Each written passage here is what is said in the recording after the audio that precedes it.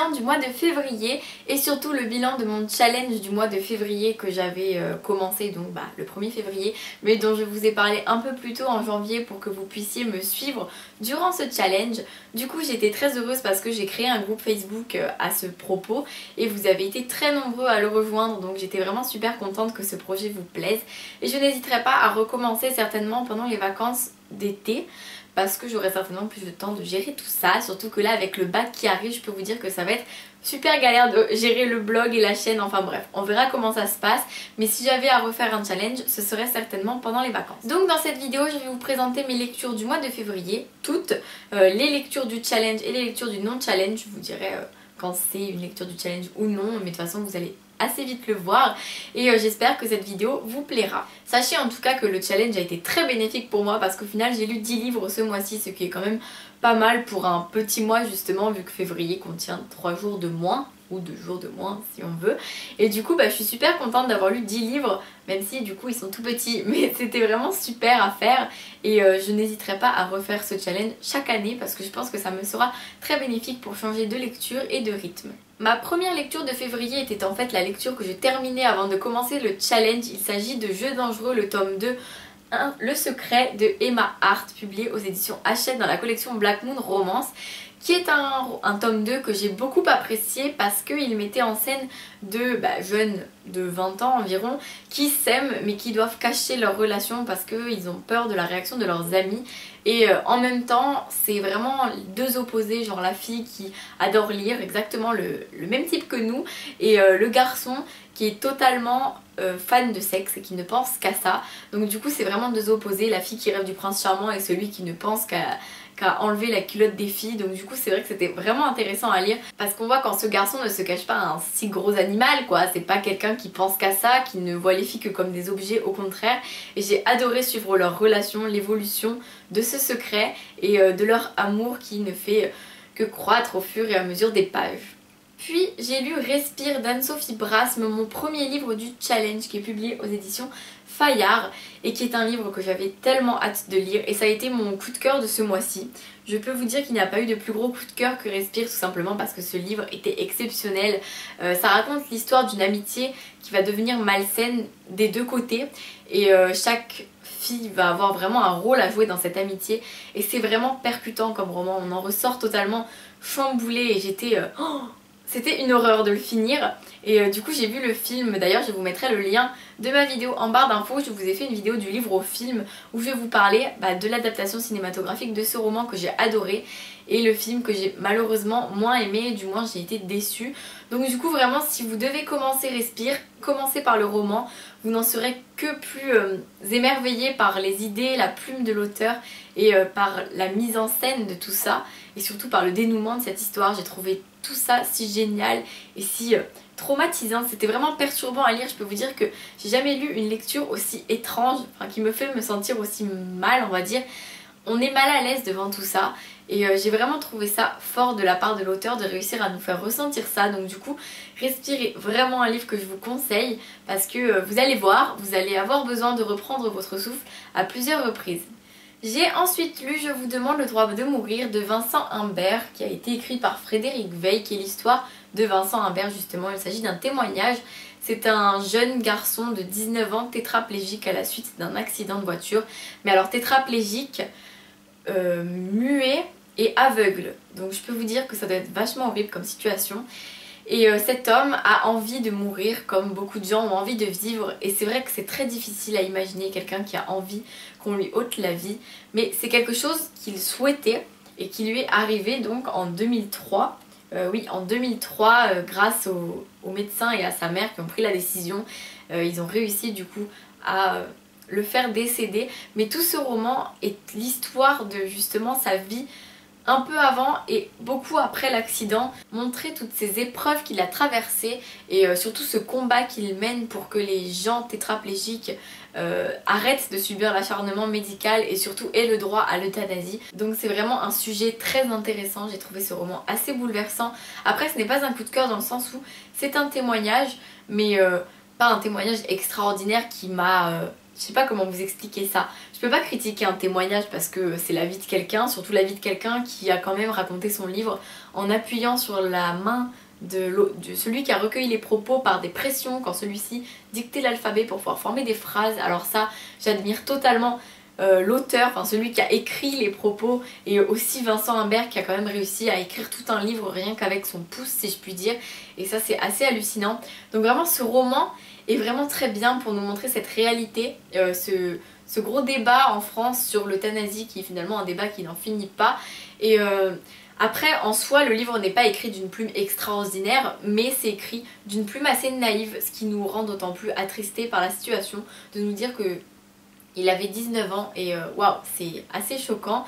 Mais vraiment, je vous conseille beaucoup ce roman, ce témoignage qui est totalement extraordinaire à mes yeux, dans le sens où il est totalement authentique. J'ai ensuite lu le recueil Nous sommes Charlie, qui a été écrit par 60 écrivains différents unis pour la liberté d'expression et publié chez Le Livre de Poche. Il coûte 5 €, donc n'hésitez pas à l'acheter. 5 €, je pense que ce n'est rien, surtout pour des textes aussi beaux et aussi joliment écrits.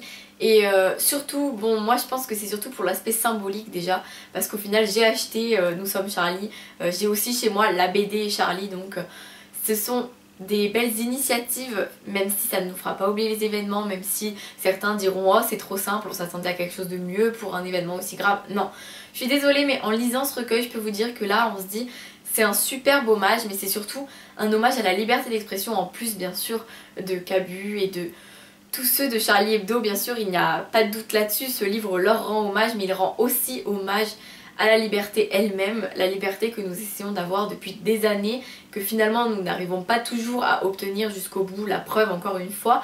Mais vraiment dans ce recueil vous allez voir, chaque nouvelle est différente, chaque nouvelle est subjective au final, parce que c'est les avis de chacun. Donc à ce niveau-là, c'était très intéressant de voir que certains n'avaient pas tellement le même avis que nous, mais au fond on défendait la même cause, et c'est ça le plus beau, c'est de se dire c'est ça la liberté d'expression. On peut ne pas penser pareil, mais au final avoir les mêmes règles de respect de la vie, les mêmes règles de vie tout simplement. Je veux dire, la liberté d'expression est un droit, mais surtout un devoir au final, parce qu'on a le droit de dire ce que l'on souhaite. Et à ce moment-là, justement, en lisant ce livre, on voit que chacun dit ce qu'il souhaite sans que ça porte atteinte à une autre personne. Donc c'est ça la liberté d'expression, et c'est ça le message passé par ce recueil. Et ces 60 écrivains ont vraiment de très jolies plumes et ont vraiment eu d'excellentes idées. Je vous le conseille beaucoup. Déjà pour l'acte symbolique d'acheter et que ce soit reversé à Charlie Hebdo. Pour la BD Charlie, c'est reversé aux victimes de Charlie Hebdo, donc n'hésitez pas non plus. Enfin aux victimes des attentats tout court. Et donc voilà, à ce niveau-là, n'hésitez pas du tout. Achetez-le, et en plus vous ne serez pas déçus par le contenu. J'ai ensuite lu L'Empereur c'est moi de Hugo Oriot. Je vous mets la couverture juste ici parce que je l'avais emprunté en fait et je l'ai enfin lu. C'était un livre très intéressant sur l'autisme. C'est un auteur qui nous raconte son enfance autiste, qui nous raconte à quel point au final tout le monde le voyait comme quelqu'un de moins intelligent, de plus lent, alors qu'au final il pensait bien plus vite que n'importe qui, et c'était super intéressant de lire ça. Tout simplement parce qu'on part de ses 4 ans jusqu'à peu près ses 18 ans environ, même si on s'étale plus sur la période de l'enfance. Et j'ai trouvé ça tellement intéressant de lire tout ce qu'il pensait quand il était jeune, de lire sa vision des choses, de voir pourquoi finalement d'extérieur ce garçon passait pour quelqu'un d'antisocial, quelqu'un de lent, quelqu'un qui fait tout au ralenti, qui ne sait pas trop quel choix prendre, qui ne parlait pas. C'est juste parce qu'il n'avait pas envie, ou parce qu'il se sentait pas parmi nous comme quelqu'un d'humain, il se sentait différent. Et j'ai trouvé ce livre totalement passionnant pour ça, donc vraiment je vous le conseille beaucoup, surtout que j'en avais jamais entendu parler, vraiment jamais. Heureusement ma cousine me l'a prêté et j'ai pu le lire et le découvrir, et j'ai vraiment été très heureuse de découvrir cette plume déjà très belle, très addictive. On a vraiment envie de savoir ce qui va suivre pour l'auteur, du moins pour le personnage, même si c'est l'auteur lui-même. Vraiment je vous le conseille beaucoup, surtout qu'on n'en entend pas beaucoup parler, mais il devrait être beaucoup plus connu parce qu'il est vraiment génial. Et voilà, n'hésitez pas si vous voulez lire un livre sur un sujet comme l'autisme, moi ça m'intéresse énormément. Du coup j'ai été ravie de découvrir tout ce roman et tout ce récit. En plus il est authentique, donc du coup c'est beaucoup plus, comment vous dire, envoûtant de se dire qu'on est dans une vraie histoire.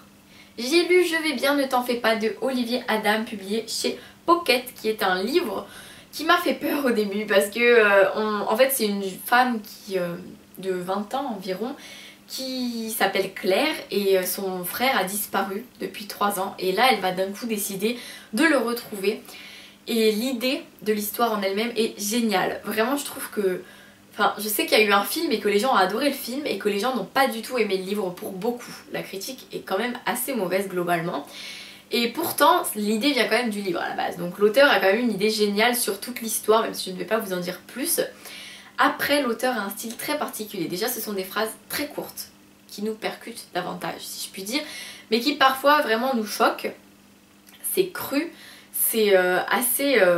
comment vous dire ça? On nous met tout de suite face à la situation comme ça, et des fois c'est assez dérangeant.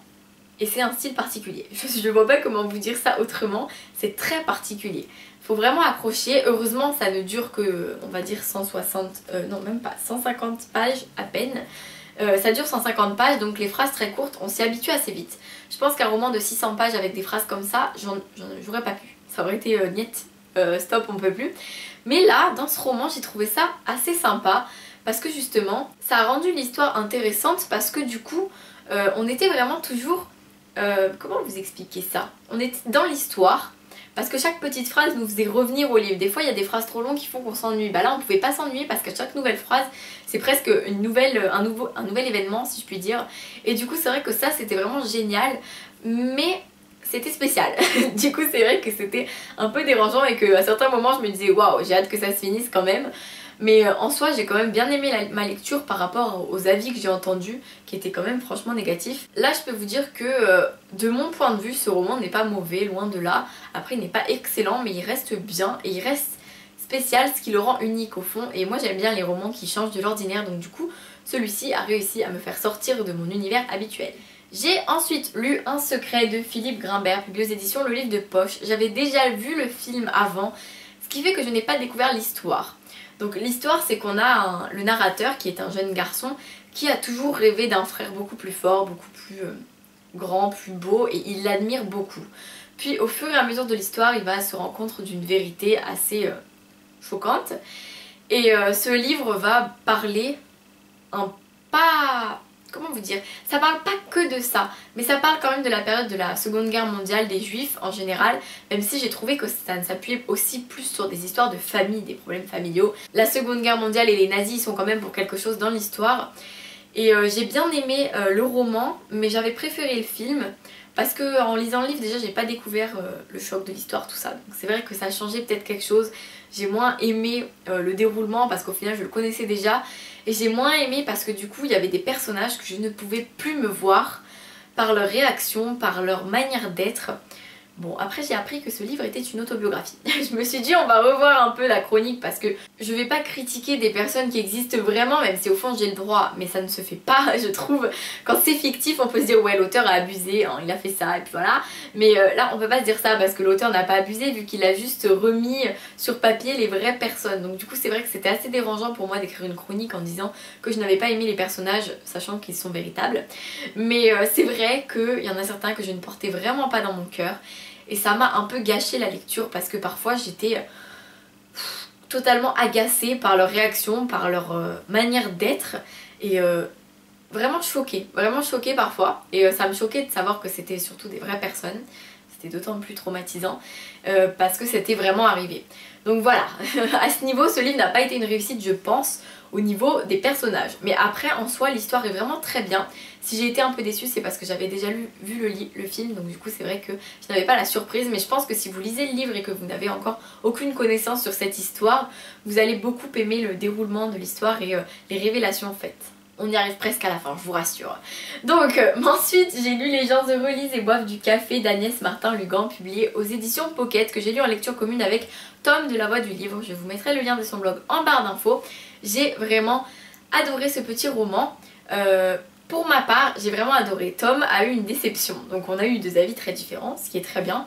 Après ce livre n'a rien d'exceptionnel. Je l'ai adoré, mais il n'est pas exceptionnel. Je veux dire que par rapport à tous les avis que j'ai vus, je me suis dit waouh, ce livre a l'air d'être une pépite. Et au fond, au final, je l'ai trouvé touchant, je l'ai trouvé assez sympa. L'histoire est vraiment sympathique. Bon, c'est sûr, c'est une femme qui perd quand même son mari et sa fille, donc niveau traumatisme, niveau bouleversement, on y est quand même, ça fait assez pleurer, mais après l'histoire est trop partie à un moment du livre, trop partie loin. Et ça a un peu délaissé le sujet principal, qu'elle avait perdu son mari et sa fille à un moment du livre. On avait presque l'impression que ça n'était jamais arrivé. Et c'est ce qui m'a un petit peu choquée dans l'histoire, c'est que je pense qu'en période de deuil, elle le vit super mal son deuil. Ça m'étonnerait que d'un coup, en une semaine, on n'entende plus parler de son mari ni de sa fille qui sont décédés et qu'elle n'y pense plus. C'est ça que je n'ai pas trop apprécié. Mais après, j'ai vraiment apprécié son voyage pour faire son deuil, sa reconstruction au fur et à mesure et le dénouement de l'histoire aussi, je l'ai beaucoup aimé. Donc voilà, à ce niveau là ce livre est vraiment bien. Moi pour ma part je l'ai trouvé vraiment bien écrit, assez simple, j'avais besoin d'une lecture qui soit pas trop prise de tête et au niveau du style j'ai été servie parce qu'il était vraiment bien, c'était tout simple, tout linéaire et tout agréable à lire.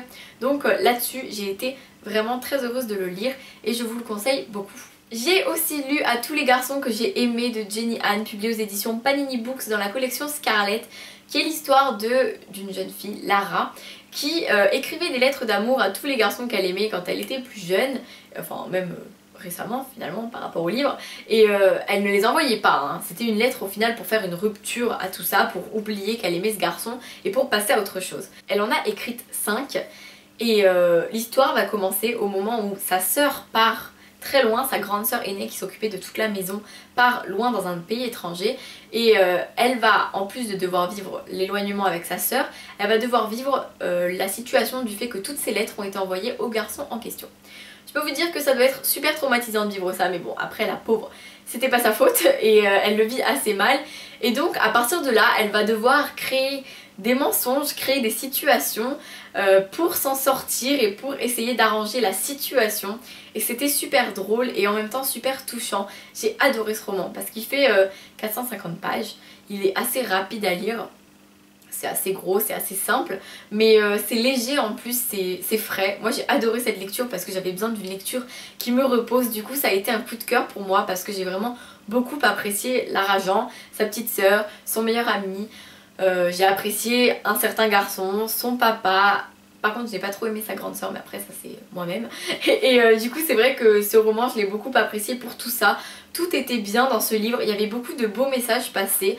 Ça nous parlait de l'adolescence, de l'amour à l'adolescence, mais aussi de la famille, de s'occuper de sa propre famille, d'avoir de nouvelles responsabilités. En fait on va grandir avec Lara Jean, on va la voir évoluer et c'est ce que j'ai beaucoup apprécié. Et j'ai vraiment hâte de savoir la suite.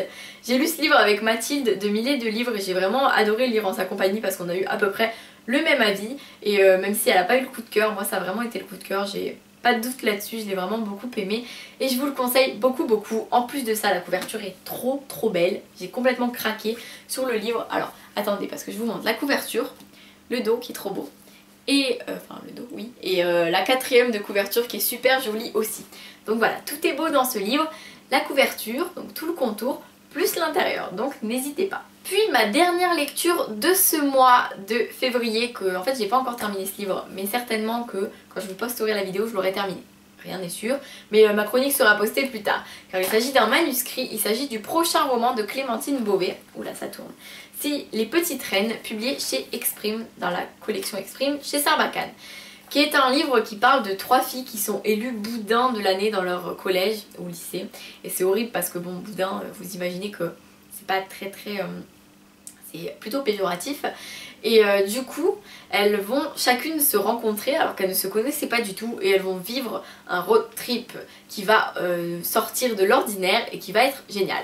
J'en suis pas vraiment très loin dans l'histoire pour l'instant. Mais j'aime beaucoup le style de Clémentine Beauvais qui est juste superbe, il n'y a pas d'autre mot, j'adore, elle écrit tellement bien, elle fait des phrases tellement marrantes avec si peu de mots qu'on se dit mais comment elle fait, elle a un talent fou et j'adore Clémentine Beauvais et j'adore ce nouveau roman et je vous en parlerai certainement plus dans une autre vidéo ou quoi, mais j'ai vraiment hâte qu'il sorte et d'avoir d'autres avis que le mien, mais en tout cas là pour l'instant j'adore. Voilà, j'ai fini. Donc tous les romans que vous avez vus en grand format sont des livres de hors challenge et tous les livres que vous avez vus du challenge, enfin les petits, sont des livres du challenge. Au final, il n'y en a que 3 que je n'ai pas lus par rapport à mon challenge et j'en ai rajouté au fur et à mesure.